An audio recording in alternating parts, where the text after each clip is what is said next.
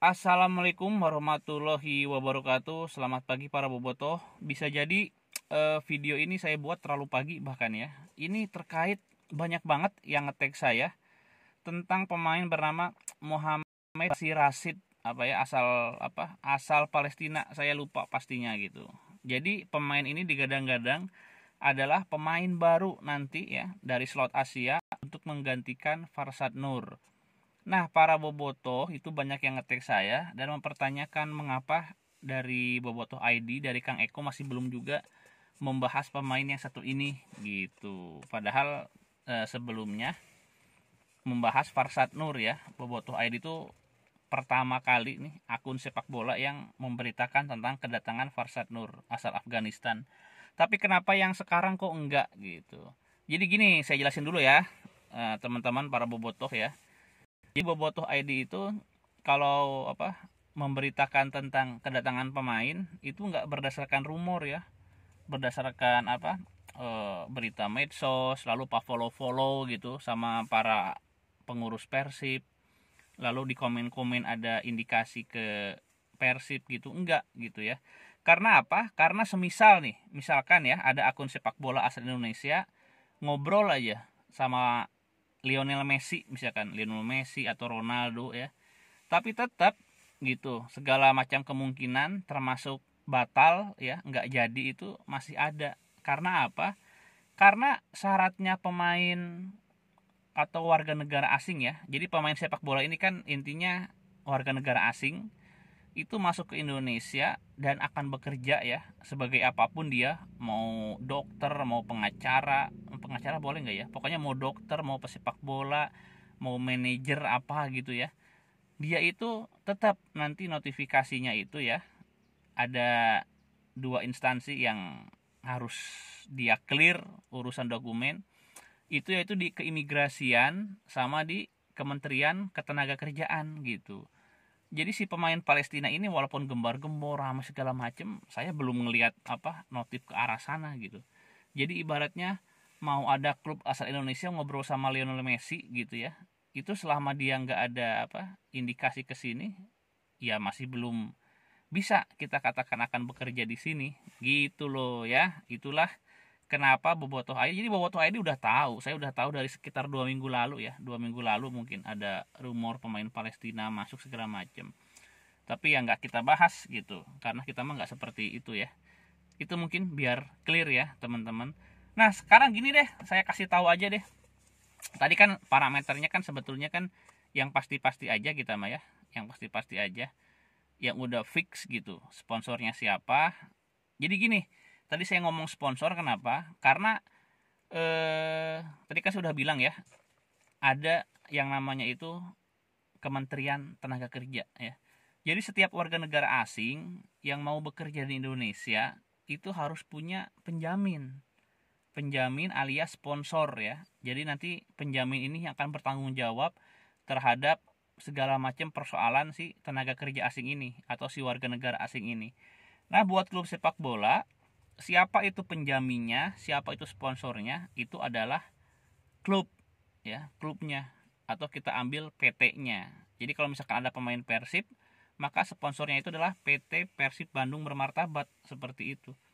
Saya kasih tahu aja ya. Jadi kita nggak ngomongin pemain Palestina ini, tapi ada satu orang negara asing, warga negara asing ya, yang sudah terdeteksi atau sudah ada permohonan gitu ya, akan segera masuk atau ingin masuk ke wilayah Indonesia, wilayah negara Indonesia gitu. Ya memang nggak disebutkan akan ngapain, cuma kan pasti akan bekerja ya, bekerjanya apa ya, main bola gitu.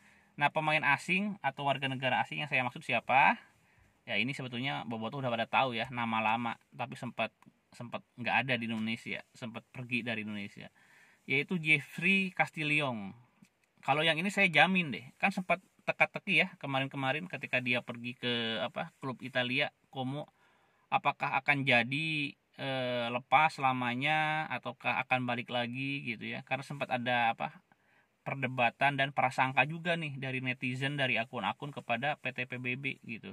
Karena mungkin mereka kalau melihat performa Jeffrey Castillion oke juga ya, walaupun sebentar mainnya tapi bisa menunjukkan performa yang oke. Jadi lebar pisan meren kalau dilepas beneran gitu.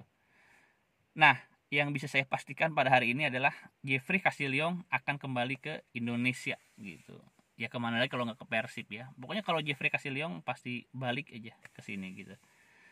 Saya nggak ngomongin masalah kontrak dia di Liga 1, saya nggak tahu. Pokoknya gini, si Jeffrey Castillion pasti balik lagi ke Indonesia gitu ya. Jadi itu yang bisa dipastikan. Nah, sedangkan si pemain Palestina ini mau ngobrol intens, ibaratnya walaupun dia ntar di biografinya nulis Persib I'm coming gitu ya, ya tetap secara yuridis, secara hukum, dokumen, berkas masih rumor bentuknya gitu loh ya. Walaupun saya tahu ini udah beredar gitu ya, bahkan kalau misalkan teman-teman ada yang deket sama orang-orang Persib di Sulanjana misalkan ya, ngobrol sama siapa ofisial mungkin pemain Palestina ini keluar namanya, tapi kan segala macam sesuatu bisa terjadi ya. Jadi kita itu berpijaknya sama di kepastian aja. Oke, apalagi yang baru nih di minggu ini tentang ini ya. Nah, keikutsertaan Persib di turnamen Piala Wali Kota. Jadi kalau sebelumnya itu sempat diberitakan ada turnamen yang digagas Nine Sports dan Bobotoh ID mengatakan itu hoax ya, nggak jadi gitu. Karena apa? Karena kami konfirmasi ke PSSI, permohonannya aja belum ada gitu.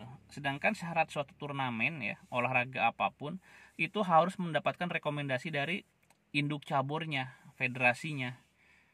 Nah, ketika ada orang mau bikin turnamen, apalagi skalanya nasional ya, apalagi mungkin disiarkan TV segala macam niatnya, tiba-tiba PSSI-nya aja belum tahu, nggak disuratin, nggak ada kabar, ya nggak bisa, Nah, sedangkan kalau yang Persib juga menolak kan ya, Persib juga menolak. Nah, sedangkan turnamen yang Piala Wali Kota Solo ini Persib menyatakan akan ikut. Ini bisa jadi karena momentumnya pas ya, karena ini kan diselenggarakan sekitar 2 pekan menjelang turnamen menjelang Liga 1 dilaksanakan. Liga 1 rencananya mulai tanggal 10 Juli. Jadi pas, mungkin ideal ya. Menurut Rene Albert ini ideal.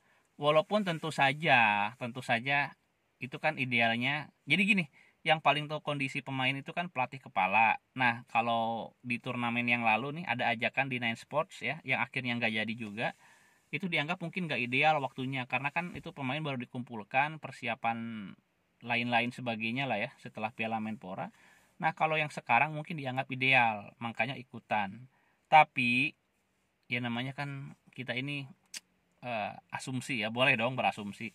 Tapi bisa jadi Persib juga nggak bisa mengelak ya, karena yang mengundangnya itu adalah mungkin Panpel Persis Solo gitu.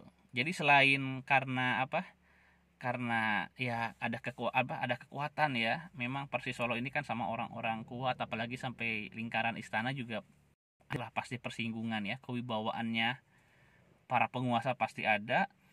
Bisa juga karena DNA Persib. Coba Anda lihat deh, ini kan pesertanya kan Liga 1, Liga 2 ya. Liga 2 juga luar biasanya, ini Liga 2 yang mengikuti ini adalah tim-tim yang lagi hangat dibicarakan.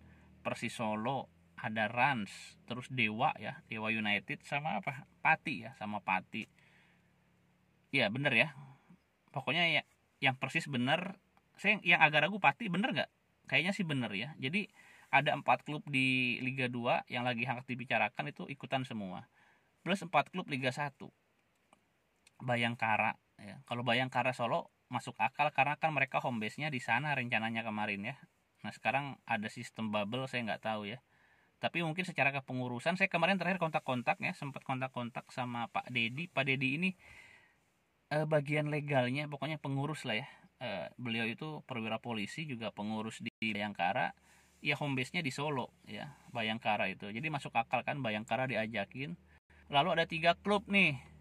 3 klub itu adalah Persib, Bali United, sama Arema ya. Nggak usah nanya Arema yang mana, Arema yang Liga 1, Arema FC. Ketiga klub ini nih, Bali, Persib, Arema, itu ada DNA yang sama ya, ada DNA yang sama. ada persinggungan orang-orang yang sama, dan nggak perlu kita bahas di sini karena nggak akan beres gitu ya. Nah, bisa jadi itu tiga klub Liga 1 ini juga mau disangkal juga tetap ya ada keterikatan, plus undangannya dari Persis Solo ya. Persis Solo ya mau juga nyambung sih ketiga klub ini ya. Nanti kita bahas lah ya, itu agak panjang soalnya ya. Jadi memang mungkin bisa jadi antara cocok sama agenda pelatih, dan juga karena memang nggak bisa nolak Persibnya gitu ya. Persibnya nggak bisa nolak. Oke, tapi nggak apa-apa. Nah, ingin saya tutup dengan suatu kepastian. Jadi saya sih di video ini berani memastikan bahwa apapun hasilnya ya, apapun hasilnya, kantor PT PBB Jalan Sulanjana itu saya yakin udah aman ya. Dari detik ini udah aman, nggak akan ada lagi aksi pelemparan dari gerombolan bermotor.